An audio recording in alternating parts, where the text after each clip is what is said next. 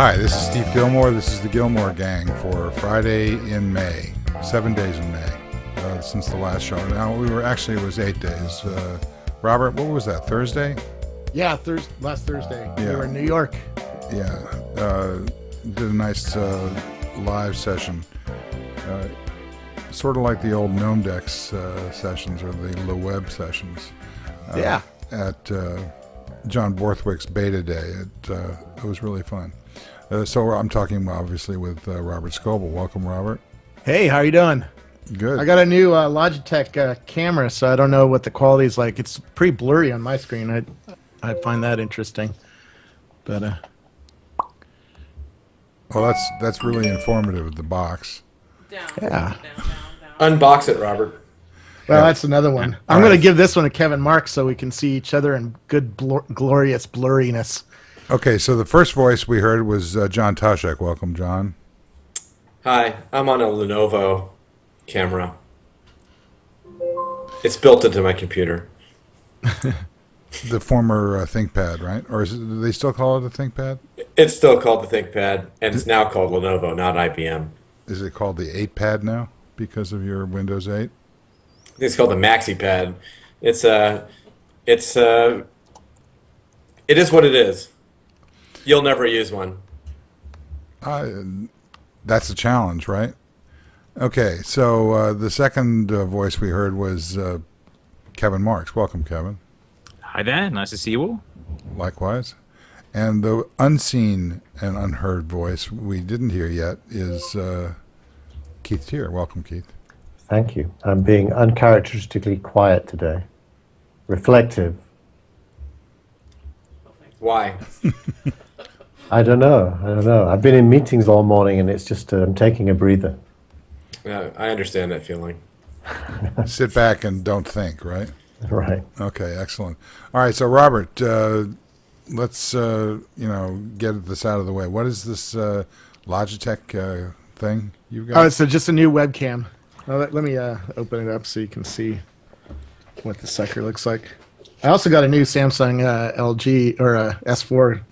Oh, can I have that? Yeah, baby, it's at Verizon right now. Yours is waiting for you.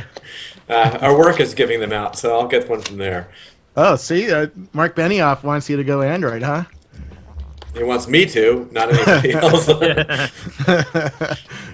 Is that the new way it is? The execs get iPhones, everybody else gets Android phones. Or the other way around, I'm not Other way sure. around. The other way around. Yeah, Everyone gets iPhones. John is an exec.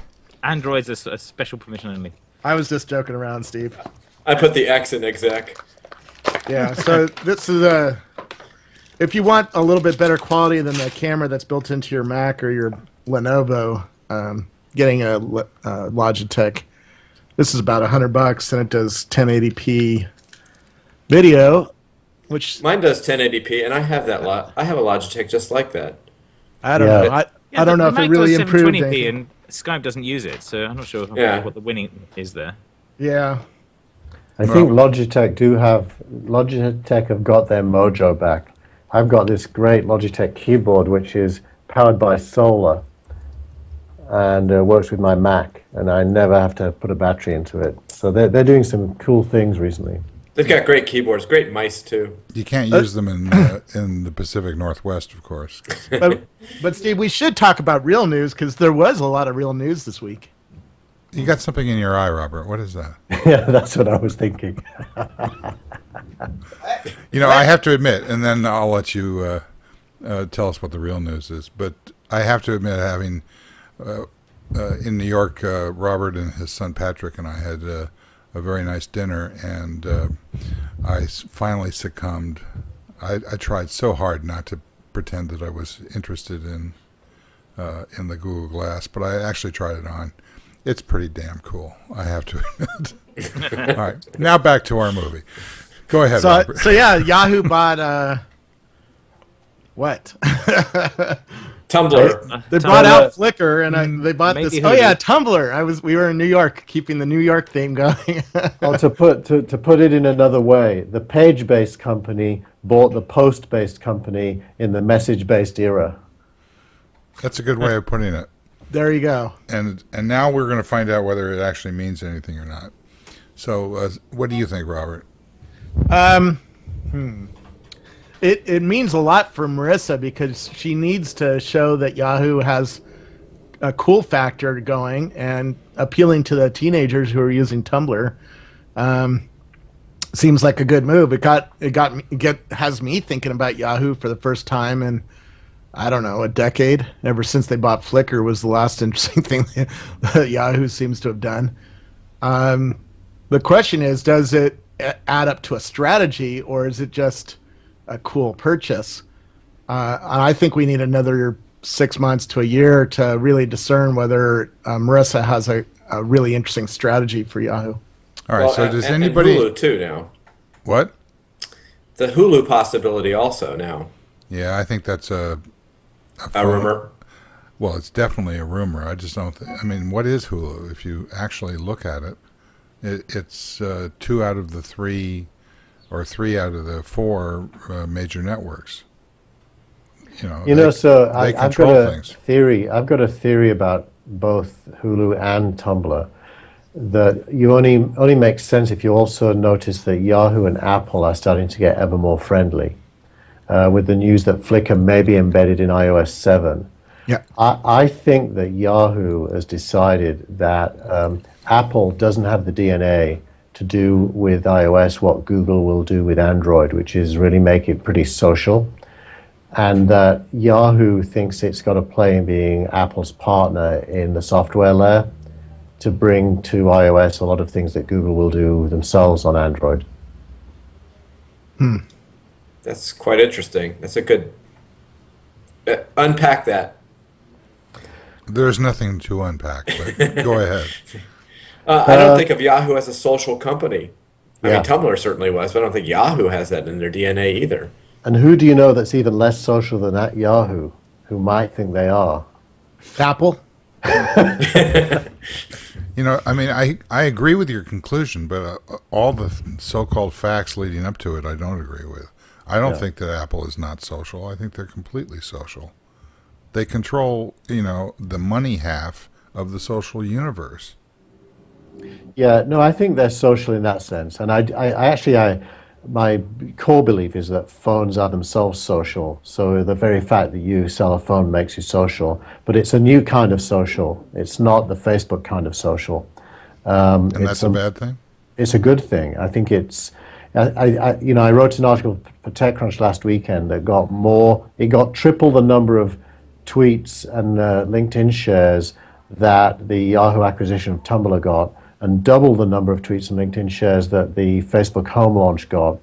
And the only reason I can believe why something I wrote would get that many shares is because the core proposition within it, which is that we're seeing the convergence of web social with mobile social, which is what Google did when they broke out Hangouts at I/O, is making a move to kind of cut off WhatsApp and the other WhatsApp clones on mobile and to create their own version of mobile social. I think Apple with iMessage already made a step in that direction, but a small step. And somebody's going to take it the whole way, which is the convergence of social networking with mobile messaging into a single human experience. And I think Yahoo wants to get on that path somehow, and Apple is its only horse that it could ride to get there. Okay, so there are a couple of things that I want to bookmark for Kevin to revisit in a bit. One is the Hangouts, throwing away of XMPP, and that's what I want you to come back to. But first, Robert, what do you think about what Keith just said? I agree with it. I don't have an argument with it. Well, what is it that you agree with? That everything's collapsing into a single social ball of mush? Well, social is, to me, is like the ocean. It's like the water we swim in now. I mean, most people are getting fairly adept at, pushing around Facebook, Twitter, Tumblr, Instagram, Google+, LinkedIn. God, where do I want to go with this? Apple internally doesn't use this stuff and has rules against participating in it, so it doesn't have a real strong voice with the social web. maybe that's not a problem still for Apple because Tim Cook can always get on TV and talk to us anyways. But I think it's a dangerous thing for Apple. I think Apple really needs to think about where its weak points are and start filling them in. And so far, it hasn't done that. John Toshak, would you agree? Well, still going back to the Keith part. I think this is a damn interesting show and something I want to listen to for the quiet guy who didn't want to talk today. So, yeah, I think that's pretty accurate. I just don't think Yahoo has the assets, and even if they acquire them, it doesn't have the core DNA to power something that makes Apple more social. But that going back into the Apple not being social, I think they understand that smartphones is a social tool by nature. I agree with that. I just don't think Yahoo's got everything to gain by partnering with Apple. Apple doesn't have that much to gain by partnering with Yahoo. So, what are we going to wait for? And that's where I bring Kevin in with Google seeming to start to move in a very proprietary direction with their technologies, and really piss off the open source community, among other things. Don't you think that that's a dangerous thing for them to do, and it will drive people back toward Apple almost, perhaps reluctantly? But how would Google piss off the open source community? So, well, they dropped XMPP support from Gtalk when they switched it to Hangouts, which means that it's, well, not completely, but they've made it doesn't actually interop with other XMPP providers anymore. There's still an XMPP API, but only if you're using other Google clients. So before, you could run an XMPP server on your own site and connect to Google Talk and talk back and forth. And now you can't do that anymore. You can only talk to the Google clients if you're running another Google client. You can still have an XMPP API if you're running something like Adium, but you can't run it on your own server anymore. So that's problematic. I think part of the piece where they are doing standardization work here is with WebRTC, and a lot of the new Hangout stuff is built on that. And it'll be using more of that as that gets available in more browsers. Basically, a lot of the stuff that Hangouts does is available as WebRTC in Chrome, which means other people can build similar things using it. It's available in Firefox now, and there's push to get it into the other browsers too, and that's starting to come up on mobile over the next few weeks. So that is interesting in that is a much more peer-to-peer based way of doing these communications without routing through a server, except to set up the initial connection. So that's going to have quite a big impact on how you can build these things and what you can do with it. And I suspect what Google's doing is moving closer to that worldview rather than actually routing everything through XMPP itself. So that may be why they're dismantling the XMPP interop. But it is a shame in that was the protocol we had for this that did manage to interop. Apple used it, Facebook used it, Google used it. I mean, this is the second thing after Google Reader where say what you want about RSS, and I certainly have.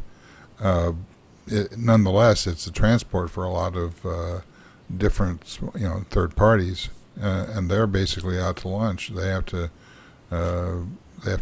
basically start to roll themselves their own smoke, if you will.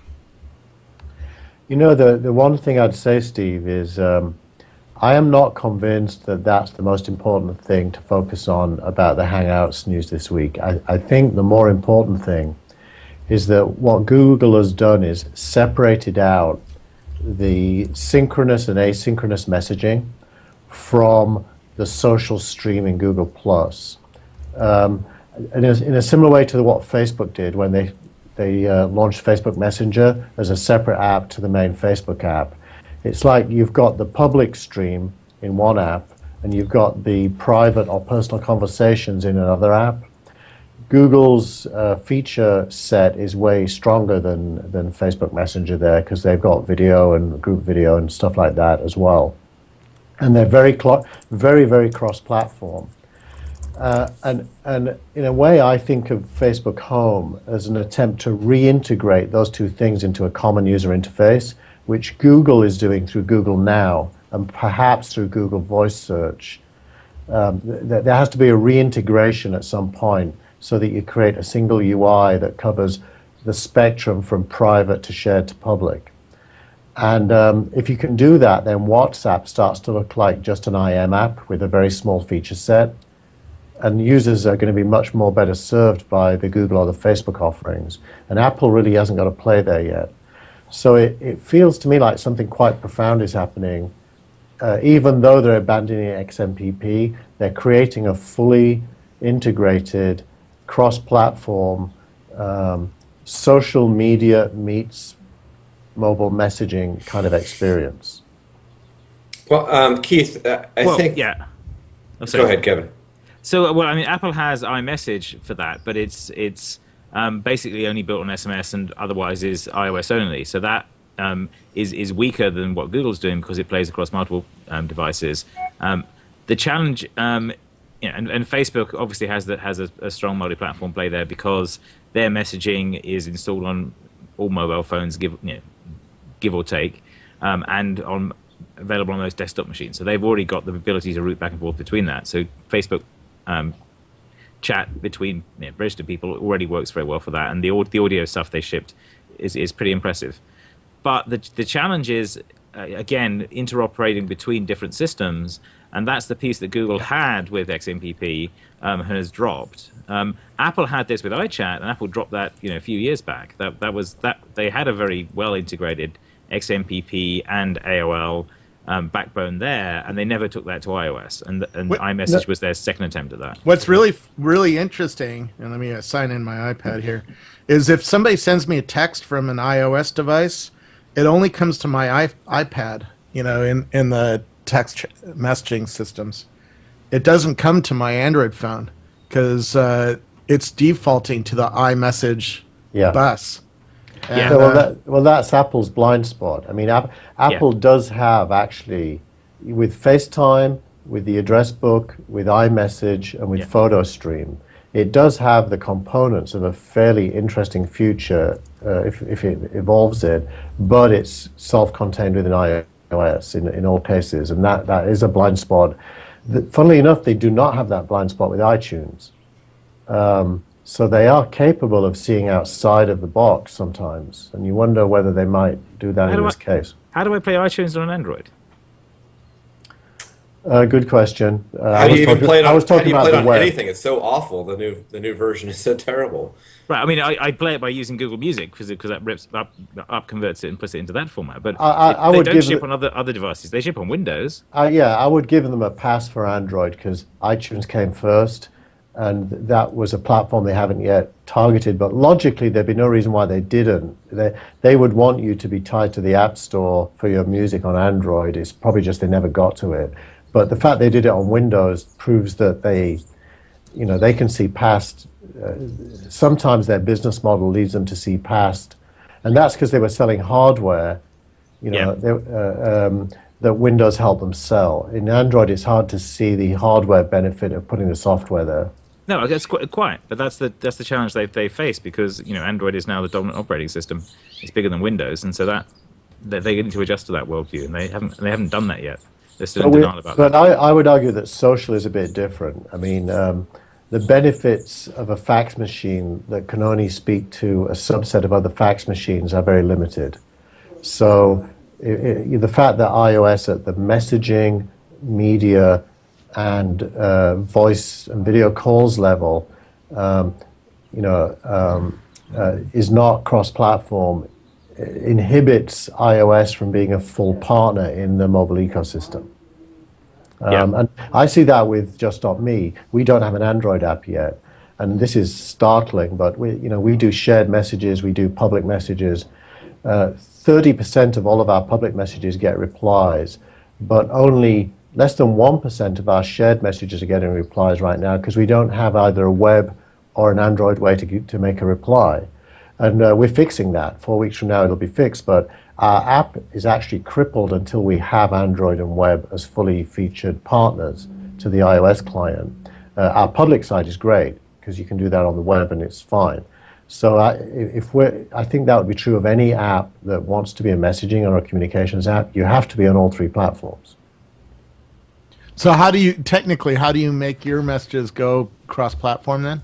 We throw up we send a link and throw up an HTML5 page for the receiver to see, but they can't reply there because we just haven't built the reply functionality yet. So it's one way right now. I mean, that's just because we're a startup and we're building features week by week. We've had 8 releases in 4 weeks, so we'll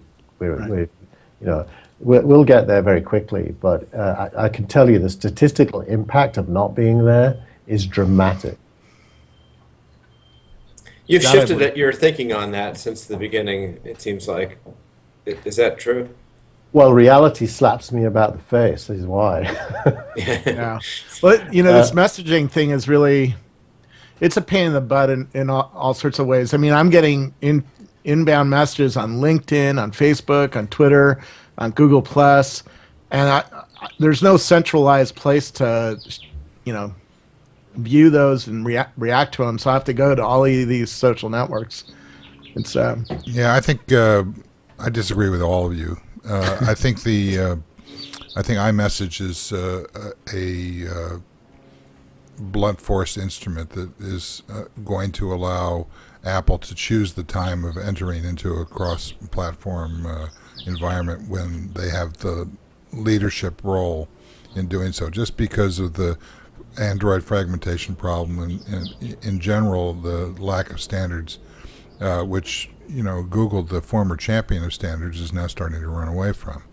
So I think that what we're seeing is we're looking backwards at the way it's been for a while and saying that Apple has to come some distance, and I think that they're going to stonewall this to the point where they can essentially manage the transition. I mean, the number of iMessage units that have scraped away from the SMS, revenue model is extraordinary. I mean, they're completely overturning SMS as a transport. I don't think that's the only thing. Facebook is doing it. Google's doing it. Even BlackBerry might still be doing it. It's just. And the biggest of all is if you add together the users from WhatsApp, Line, KakaoTalk, and WeChat, it's 750 million users. Those are the guys really killing SMS more than anyone. And iMessage is one of those. 41 billion over-the-top messages per day now, which is roughly double the number of SMSs. And I think iMessage is responsible for 1 billion of those. The other 40 billion are these other over-the-top apps. Right, and SMS becomes a down level. I mean, I don't have any trouble reaching any of you Android, fanboys. It's an SMS message. I just go to the list of people that I've contacted and then send the message. On the other hand, on airplanes, it is a great source of comfort to me to be able to get up in the air and then have all the SMS moving over iMessage, and therefore the iMessages come on my iPad mini, so I can stay in touch with people as they move around on the ground while I'm in my console on the plane. So this is a tremendous innovation for me, just on a practical level. I think you're right, Steve, but Robert's point is actually quite valid. If you're one of the people that's a hybrid kind of Android phone and iPad or iPad mini tablet, what will happen is anyone who sends you an iMessage, it will go to the tablet. Even if you're traveling with the Android phone, you'll never actually see the message. It will route to iMessage. So that is that does kind of shine a light on the floor.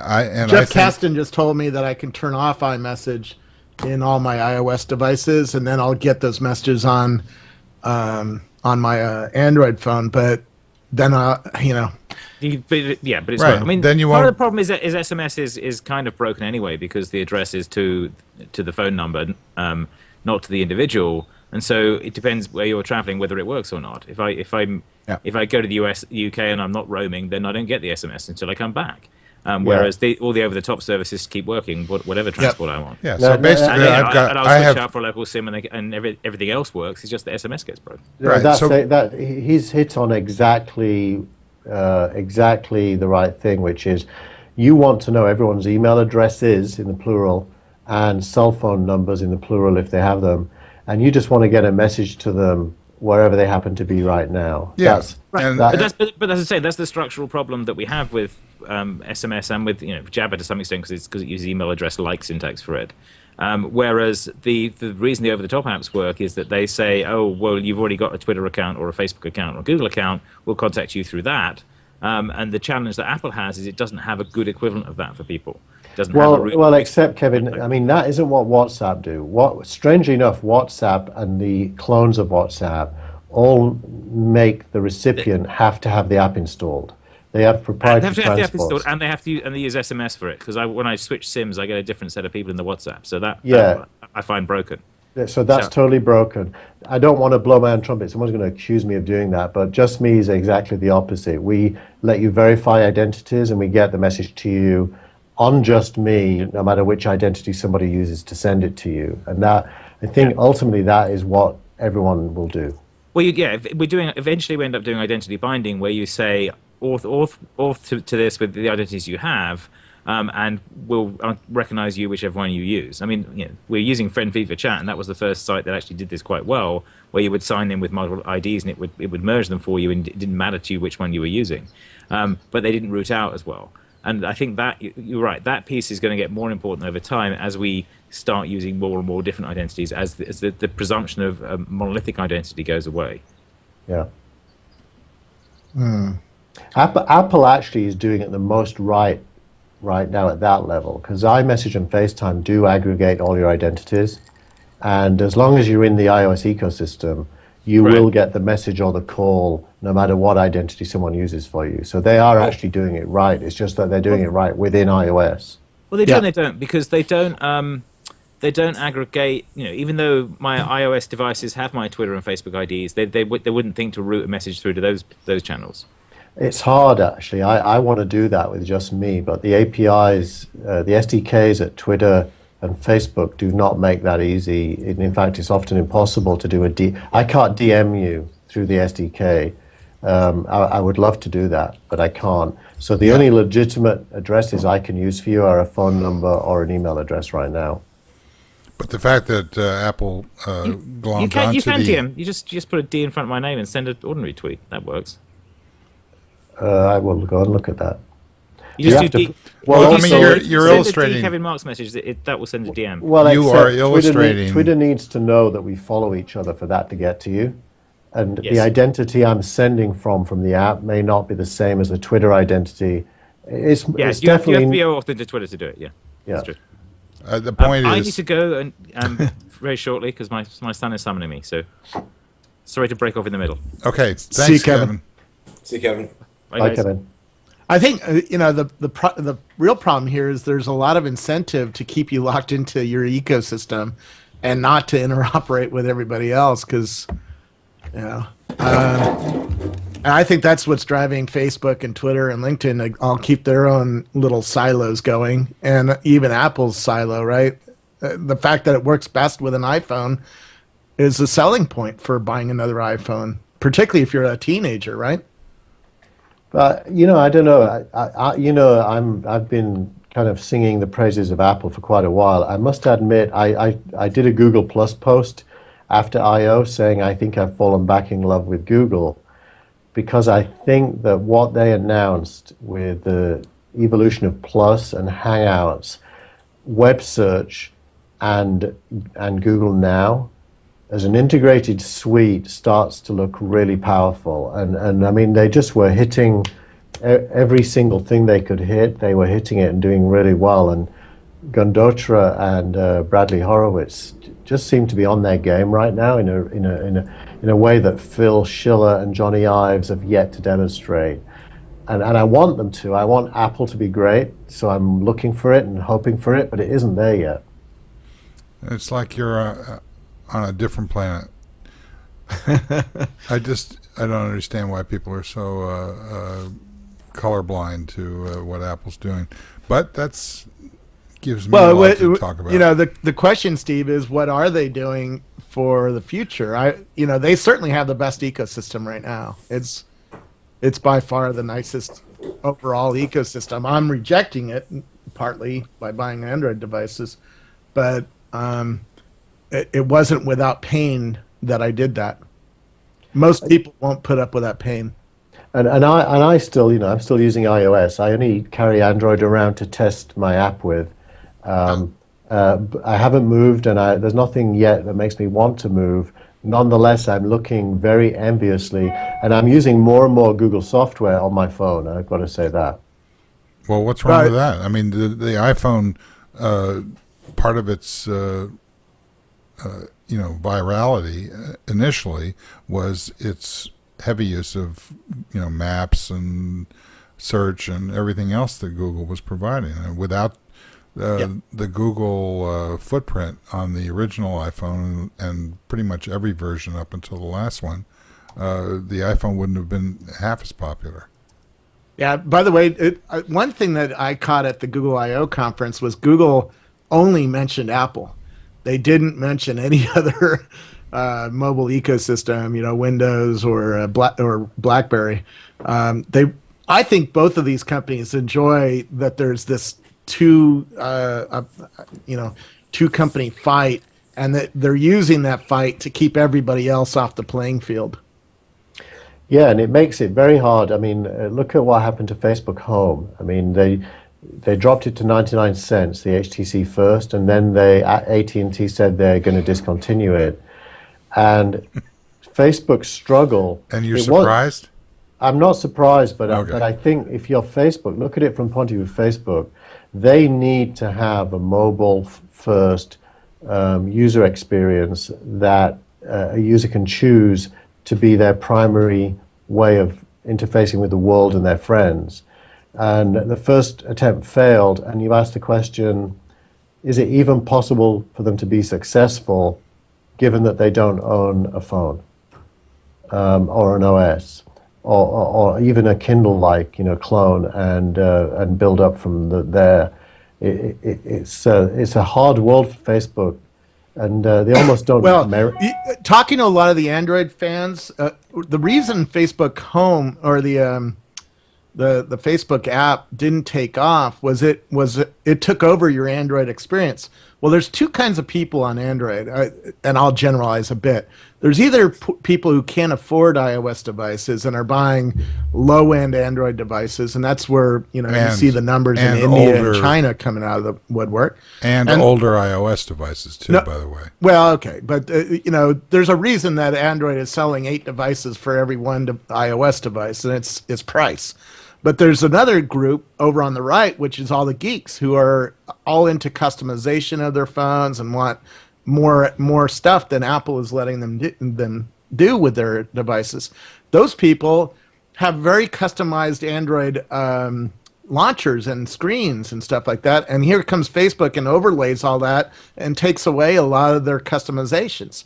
And that's why you saw all those 1-star reviews on Facebook Home.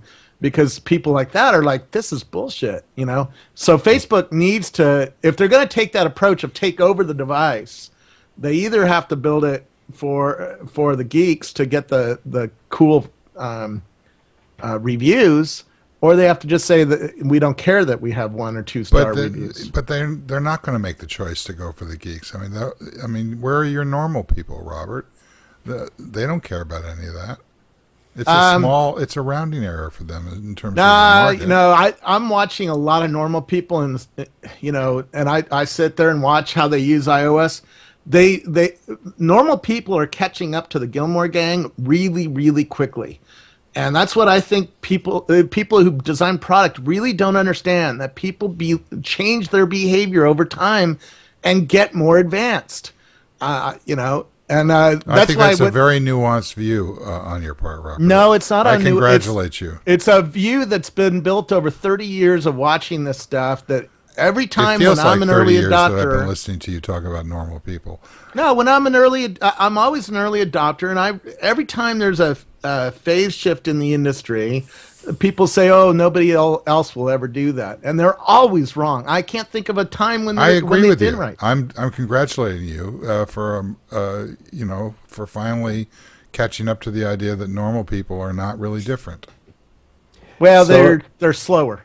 They're um, so, behind. so, so one of the interesting possibilities here is the Firefox OS. I know, I can't tell you how I know, but I know that they're going to, by July, there's going to be a lot of inexpensive yet relatively powerful smartphones out there running Firefox OS. And they've Do you built a think whole. those have any shot at all of selling? Thank you.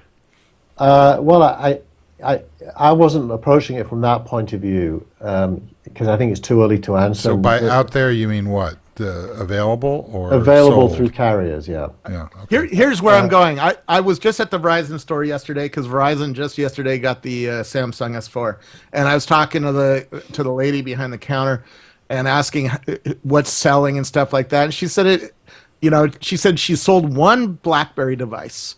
And I said, "Man, that's weird." And he said, she admitted, "Oh, the guy actually is shipping it to her sister in South Africa, where BlackBerry is more popular." When you go to I just spent a week in New York, and we went to the Mets game, and every few minutes they came on and talked about Twitter and Facebook, and they came on and talked about the official app for the Mets, and it was iOS and Android. That tells the average person that other approaches are not safe to buy into. They are not getting the developer support of normal, everyday, on-the-street businesses. When you go to Times Square, all you see is download our app on iOS and Android. You don't see anything about Windows Phone. You don't see anything about BlackBerry. And that communicates to the average person in the street that the next phone they buy better be iOS or Android. And I don't see how Firefox is going to change that. I mean, Firefox. Well, I'll tell you what they think, Robert. I think you're probably right, but I'll tell you, let's just repeat their argument why they will. What they say is they're going to focus on feature phone owners in the developing world at a price point of under $50 for a phone that has a lot of functionality. Time out. All of the poorest people in the world now are on SMS and are tied into the internet in some way, even though it might be a really small little thin straw with a text-based device. I talked with a bunch of people, a bunch of companies that are building for the developing world, and the developing world has these little single-chip Nokia devices with a little black and white screen, sort of like what we used back, in the 1990s, right? Even those people are tied into Twitter. They have friends around the world who tell them, "Don't buy XYZ phone. Make sure your next phone, if you can afford it, get an Android or get an iOS device." Even in the developing world, they know this. So why is Firefox going to be able to win those people? Robert, you made your point, but I still want to hear what the Firefox team thinks is going to happen. I think they think that they're going to address the under $50 market with a phone that's as good as an Android phone without any of the Google ownership issues. And the carriers, by the way, are being incented because Google searches produce revenue for Mozilla, and there's revenue shares available to carriers. So ultimately, they can give away the phone for free and still make money. So, in other words, because Google continues to prop up Firefox with revenue, this is going to be good for Firefox. I think that is, essentially, I wouldn't put any money into that. And the other problem with Firefox, just to be blunt about it, is that I resisted it as long as I could, but Chrome just blew them away. Chrome is just dominant now. I mean, they've attacked, IE. Yeah. And Firefox is gone. Actually, the reason I got into this is from the question, what is Facebook going to do? Because you know that Android, probably Android and probably iOS are not a path for Facebook to be a peer with Google and Apple. Now you just changed your mind from the beginning of the show when you said that Yahoo and iOS are going to merge. So now I didn't say they're going to merge. I said Yahoo would like something to happen with Apple. So you don't think that Facebook and iOS are going to continue to cozy up to each other? I think there's some tension in that relationship that's natural. Sure, but it's less tension than with Google. Yeah. Less than with Google, yeah. When you go to New York, again, walk the street and see the ads. I saw nothing but follow us on Twitter and Facebook all through the streets. And at the Met Stadium, they were advertising full-time. Make sure you use our stuff on Facebook and Twitter. Follow us on Facebook and Twitter. Talk about us on Facebook and Twitter. These two companies are so dramatically important now to the mainstream. Yeah, but that's Apple can't pull away from Facebook in any real way. I don't disagree with that. I don't disagree with that. But the role that they're playing in that theater, Facebook and Twitter are playing the role of, if you like, content and human glue. They don't make enough money from playing that role. So ultimately, who doesn't make enough money? Apple doesn't, or Facebook doesn't? Facebook and Twitter don't. Ultimately, Apple and Google are sitting in the sweet seats, and these are the kind of supporting actors. Yeah, but I agree they're essential, but Facebook's ambition is not to be a supporting actor. It's to be sitting in a sweet seat as well. Facebook Home was an attempt to try to make that happen that failed. They're going to try again. They have to. So okay. I want to freeze this right now. I want to hear from Toshek. You're the arbitering. You're the third voice that picks between these two I'm positions. Judge Judy. Yeah, thank you. And then I want to bring in, because you just brought it in, Keith, whether you know it or not, you brought in Netflix and what's going on in the media. Because to say that Facebook and Twitter don't have the revenue that they need in order to be big players, I think is also incorrect. So go ahead, John. As far as Firefox goes, I mean, I don't think they're actually even trying to take on Android and iOS, at least in the first world countries.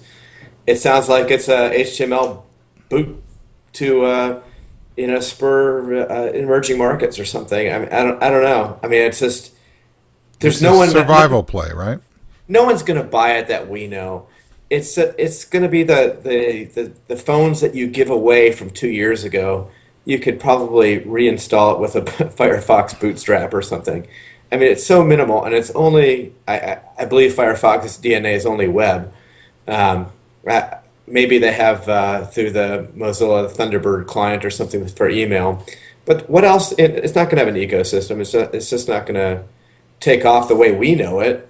But there's a whole other country, a whole other world out there where it could be given away. It could be used in corporations. Who knows? I think you guys are smoking good crack. Even the poorest people in the world are tied into us. And if we tell them not to buy a certain kind of phone because there's no apps on it, they're not going to buy it. They have the same aspirations that we do. Brazil uses Orkut. I mean, they're largely off of that now. Facebook has really dramatically they use it for 10 years. It's just emerging. I agree with you. I'm just saying what Firefox is trying to do and why. I know there's a lot of people trying to get us to switch off of iOS and Android. I mean, we have Microsoft there who has $60 billion in the bank who's trying to do it, and they're just not going to succeed. I just don't have a lot of North Korean friends, and those are the people who are going to get Firefox. I just. So Robert, what do you think Facebook's play is? Because that's actually the underlying question here. It isn't really about Firefox. It's what is Facebook's play to get in a sweet seat, not just be in a supporting role? Facebook needs to fix a lot of its usage, and Facebook needs to fix its overconfidence issue. They think that because they had 1 billion people that they can control everything, the whole mindsets of everybody, and then they can take over your phone. That's just bullshit. You can't take over a person's phone. It's their identity.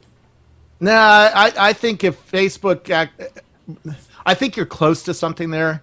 That Facebook is trying to be too looking out for Facebook, and that's Facebook Home failed for that reason. That it got really close to something brilliant, but it didn't go all the way.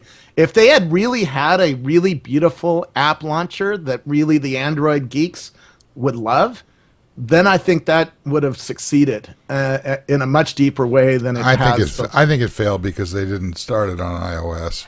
They went after this, notion that they could. No, you can't piggyback do on it top of. iOS. No, I'm not talking about that. Apple won't let them do. Yeah, what they I know. There's a common denominator approach always wins. That's how Apple launched the iPhone. It's how Google is launching that thing on your head. It's that doing it with just an Android. It's a parlor trick. Yeah. What they did, and people didn't trust it for the reasons that you're saying. They took advantage of the loophole that you could customize Google so much that they could overtake it and subsidize the phones and stuff like Right, that. which is, what about player. those, Kindles? Kindle did the same thing. It wasn't a good player with the other systems. And let's be honest, even the most fanatic Facebook user still uses Gmail or Twitter or Google Plus or LinkedIn or hundreds of different apps. Most people on the subway had dozens, if not hundreds, of apps on their iPhone.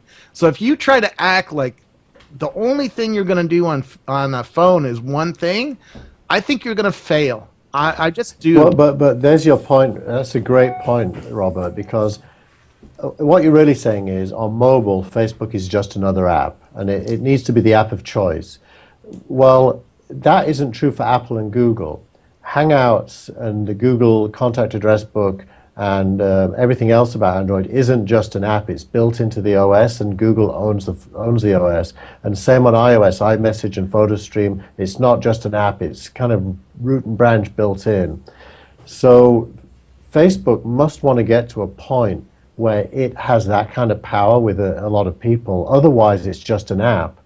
And on the web, it had a walled garden, so it wasn't just a website. It was the website. It can't become the app. There's just no path to become the app because everyone's got choice and will make choices. That's why we've got WhatsApp. That's why we had Instagram. There's going to be more and more of that.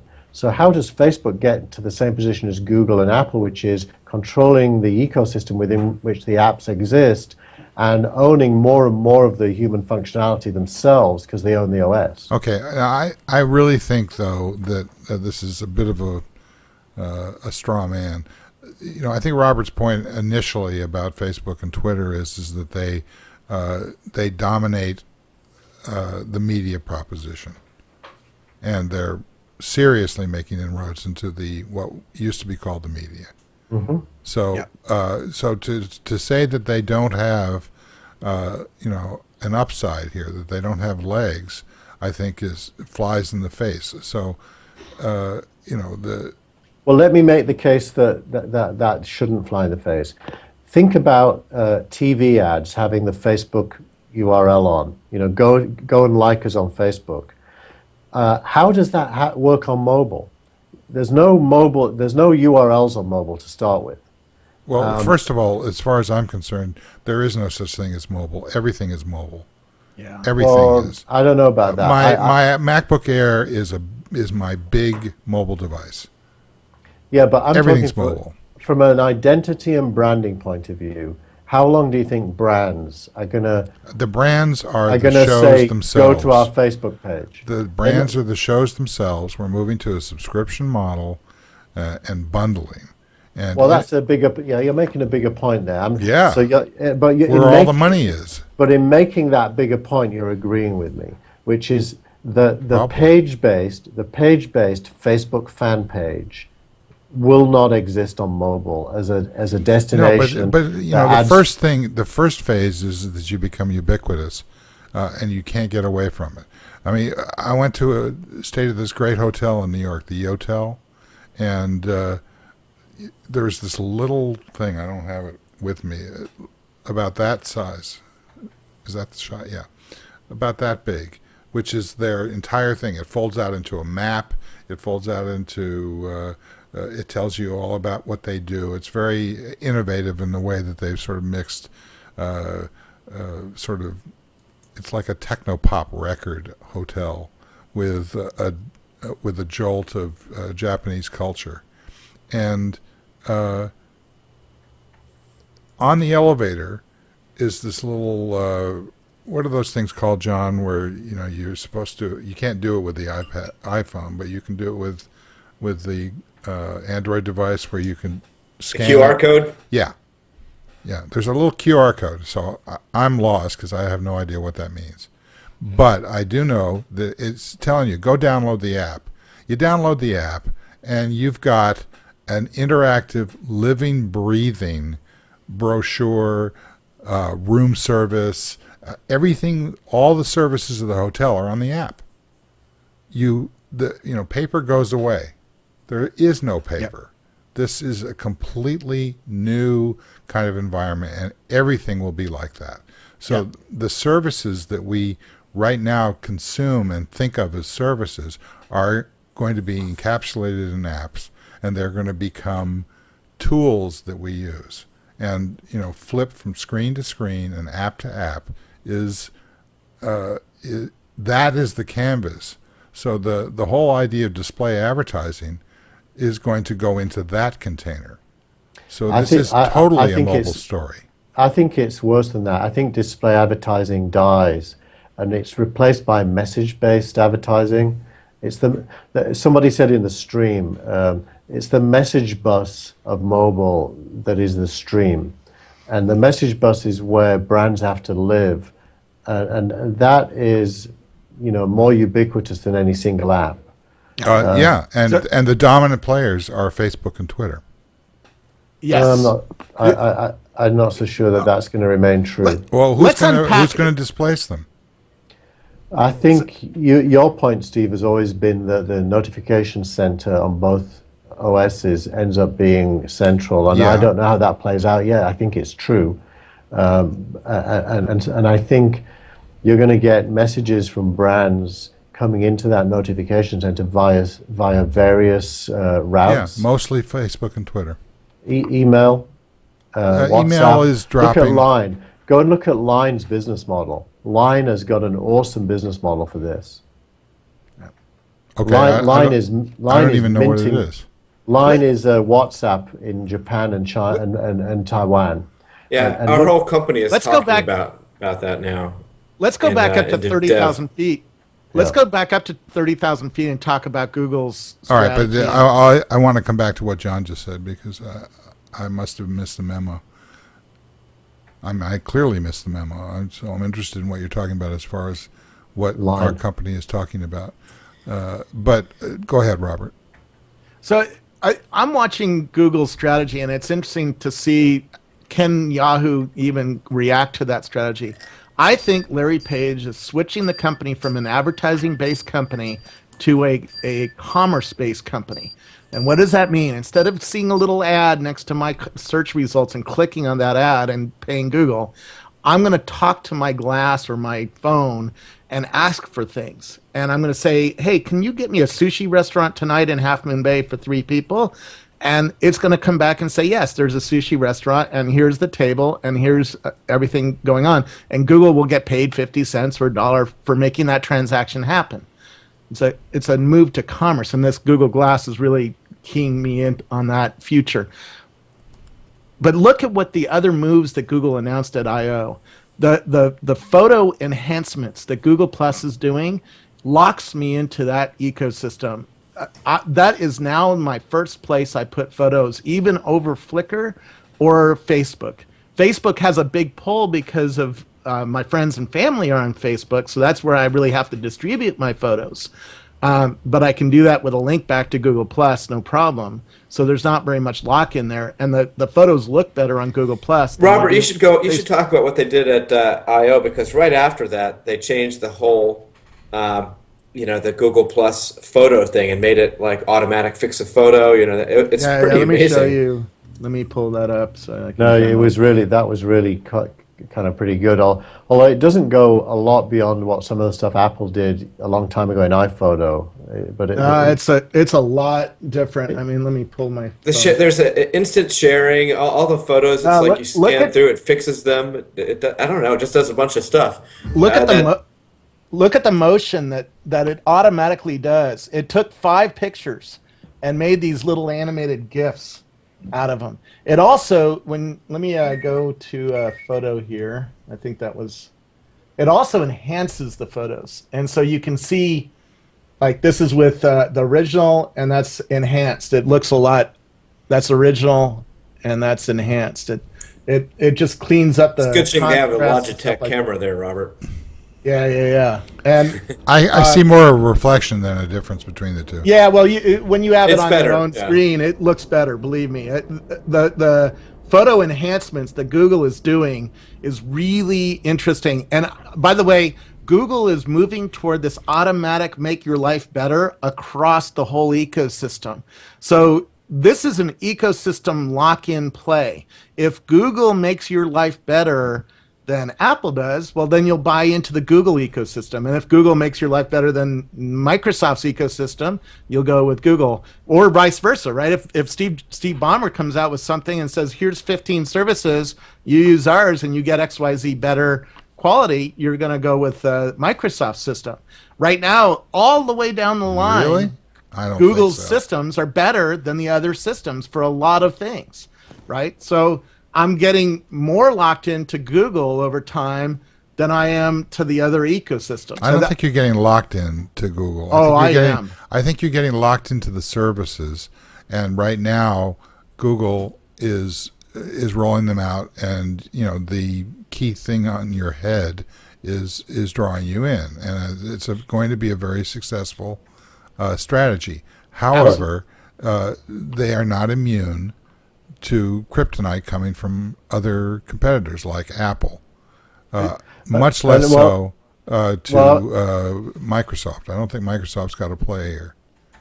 I think right now the center stage actually is more Evernote, Dropbox, and WhatsApp and the clones. If you wanted to know what mobile users are really glued into, I think neither Google nor Apple nor Facebook is in the leading position. I think it's a combination of the Evernote, the Dropbox, and just really? looking.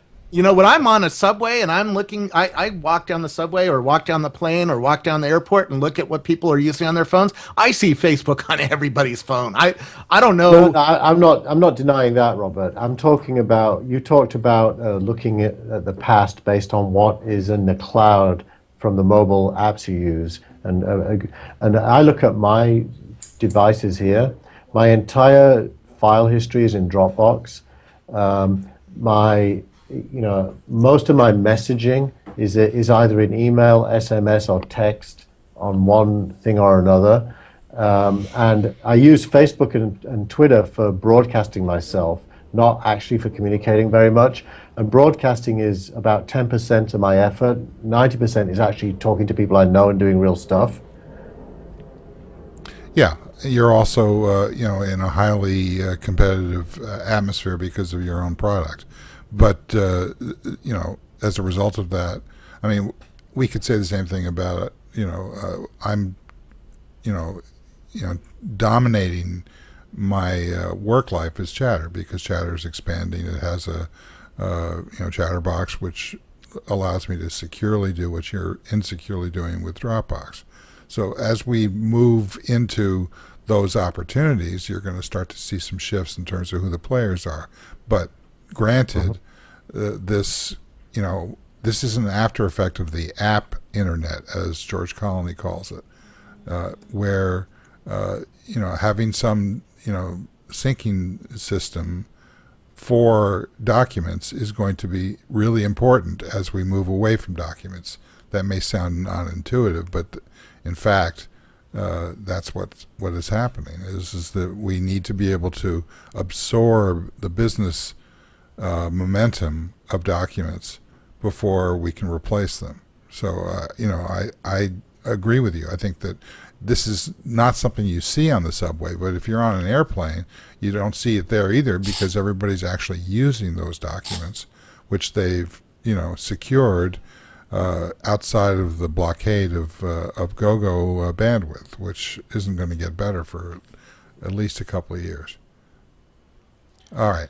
So go ahead. So Rob. Dropbox is doing something. There's a Dropbox conference coming up in July, I think 9th or something like that. DropCon, what's it called? Yeah. Well, you have to get an invite to it, which is, that everybody's dealing with the immense developer demand for these new platforms. I think what Dave Weiner's doing with Dropbox with an outliner is really, really interesting. It shows the flexibility of the Dropbox platform. So I'm intrigued by what Keith is saying. I just don't think it has translated to the street yet, where the usage is still Facebook, Twitter, and Instagram with a little bit of Tumblr. But this is on the crossover between consumer and enterprise. Yeah. In the enterprise, this is dominant and will continue to be. Because how can you operate in a mobile world without the cloud? You can't. It's impossible. So the way I think of it is I break it out into the following components. Media sharing is now being done on Snapchat, Vine, Instagram, and what have you. Video is largely being done on YouTube and Vimeo. Messaging is largely, IM-like messaging is largely being done on WhatsApp and the clones. And long-form messaging is largely being done on email still. And what's left for Facebook and Twitter is public broadcasting. There's no real competitors to them there, which is why the advertising industry can focus on them at this point in time. And Google in general is trying to address all of those things in different ways. But the leaders in each category are not web-based social networking players. They're mobile-first players. That's right. And that's kind of interesting. And that's why the Google strategy is so interesting, because if you take a photo with anything and throw it up to Google Plus, that photo automatically gets better. And that's the first time I've seen that. That really shows an ecosystem play. And Google has a philosophy that's coming clear to do things automatically that thrill users. They are trying to get people to switch from the Apple or other ecosystems onto the Google ecosystem. I don't think Google really cares whether you buy an iPhone or an Android phone or whatever, as long as you're using most of its systems, right? Now, with the Google Glass, it owns that system pretty effectively, even though I have Facebook and Tumblr but and that's Twitter in my Glass. That's a good loss leader, but it's a limitation. As soon as you have this kind of proprietary angle or edge to something, it really damages the Google brand. So right now they're being really smart about, everything is coming out for the Google services. All of them are coming out on iOS now, like a regular drumbeat. In some cases before, the Android corresponding Android system. So they're playing this really well. I'm not suggesting anything other than that. What I am saying though is that they cannot hide from other players who do the same thing. And as the infrastructure broadens, it's taken Apple a long time to catch up to a reasonable amount of services. Now they have to, they have to be much more aggressive about it, and they need to tap into their media dominance. As much as Google Play and Kindle, Amazon have tried to, enter those marketplaces. Certainly they've taken down the monopoly level characteristics of Apple's stuff in the record business, but they still are. It is a central value proposition, much like what you're talking about for Google.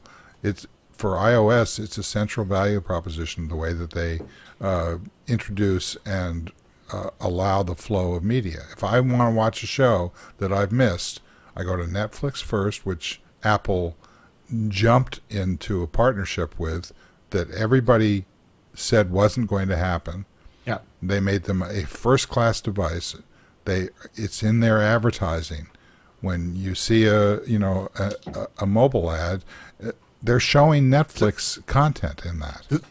That gets to a good point, and why I don't think Apple is going to diss Facebook or Twitter anytime soon, because the ecosystem is still what matters. And if you're Tim Cook, you want to make sure that your Facebook existence is best on an iOS device, not on some other device, right? And Google's doing the same thing. They're going to try to make their ecosystem better than Facebook or Twitter or whatever. And these automatic features that are coming out give me a taste of where I think Google is going to try to edge in on that ecosystem even more, and make us forget even about Android. To tell you the truth, once you put the glass on, I forget about the phone in my pocket. I pull it out so infrequently, and when I do, I usually pull out my tablet because that's a lot more interesting to do work on. And that tablet is not an Android device. No, it's an iPad. It's an iPad Mini, which is the sweet spot of the marketplace. Okay, let's go around the table and kind of... Keep in mind, though, I have a fairly high income and I can afford all these toys. If I was poorer, I would not be able to play in... I wouldn't have a $700 iPad or a $700 Samsung, or what do these things cost me? $1,500 plus tax. So the economy is being run on these technologies. You can't afford not to have a technology, right? But you can devices get along, that you're talking about. You can get along with two of them, not with one. A lot of people buy a phablet for that reason, because it's sort of in between the iPad Mini size and this size, and that is good enough for people. As soon as they get a job, then they're going to get a tablet. No, there's a lot of people who work who can't afford 4 devices. Come on, man. Who said 4? Nobody's talking about that. I'm not going to get that S4. I don't care about that. You have a smartphone. It's called an iPhone, and you have an iPad Mini, and soon you're going to get. I have an iPad, Retina that I have to charge every 2 weeks so that I can find it with Find My iPhone, so that I can remember where I put it, not because I ever use it anymore. I mean, I'm just waiting for September, whenever they ship the Retina Mini. The Mini is the sweet spot of the market, and so is that thing on your head is the driver for Google's sweet spot. And I think they're both going to win. I think this is going to be $200 to $400. If it's higher, it's going to be a failure. All right, so John, starting with you. Where do you want me to start? We've covered a lot at of the stuff. end, and work back. This is the end of the show. The end of the show. Yeah. I think when Robert's right, that not everyone can afford all these devices, and so they kind of go into the middle ground. And it can't just think about one person. Like you have to think about your whole household and how many devices. So if everyone has 4, and you have 4 people in your family, that's 16 devices that you think you're going to have. I don't think that's realistic to look at it that way. Neither do I. But everybody's going to have 2. That's for sure. Okay, so that's 8 devices times $1,500 or whatever. I don't know. Right. That's why I have to have a job. You start paring down, and you think about buying food at some point. But so that's interesting. As far as Google, I think they are collecting all their assets, and something came to my mind while we were talking, and why Microsoft doesn't participate in these conversations. It's kind of like Facebook Google and Apple. Microsoft made a whole generation of people feel stupid. Their operating system made people feel stupid. There was books for dummies. There were books for idiots, on how to use Windows. And people finally caught up to that, but they never liked it. And Microsoft has to overcome that huge hurdle, that gap that they created. Now, Apple was made for people who love ease of use.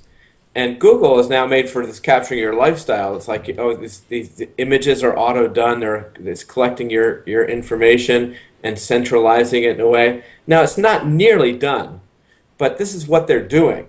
And people like that direction. They see it. They see it through Robert's eyes. They see it through other people, and I see it too. And Apple has to leapfrog that with some kind of new ethos that has for them to, get that innovation curve back.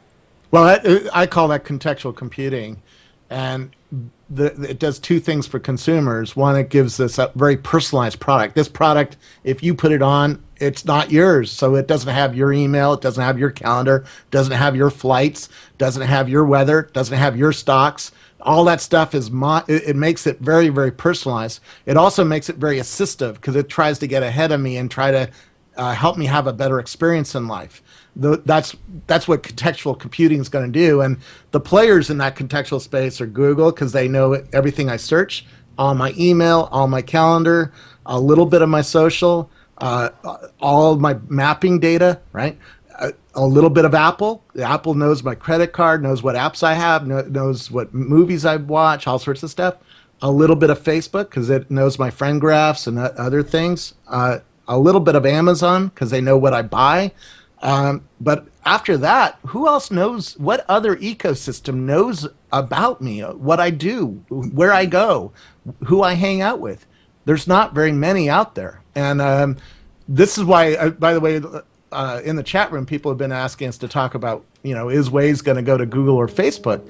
This is why I think there would be a bidding war over Waze, because Google doesn't want Facebook to get into this contextual world. Google knows that this contextual world is going to end up to billions of dollars. I noticed the way you used Waze as your map once you were on the ground in New York. It was really interesting. I agree with you there. Last thoughts, Keith?